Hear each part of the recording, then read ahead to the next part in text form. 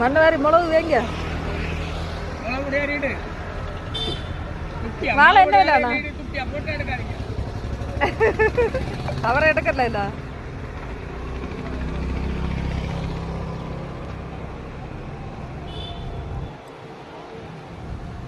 நண்டு என்ன விலை? அது கப்பத்தி வைங்க. அதுக்கு தோட்டு வெளியில் வரட்டு.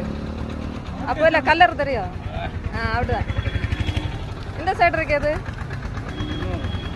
எல்லாம் 100. சரி அண்ணனே சேர்த்தடுப்பா. மூத்த பாருங்க இங்கே பாருங்க. சரி அந்த வேலையில ஒன்றும் காட்டாதுங்க.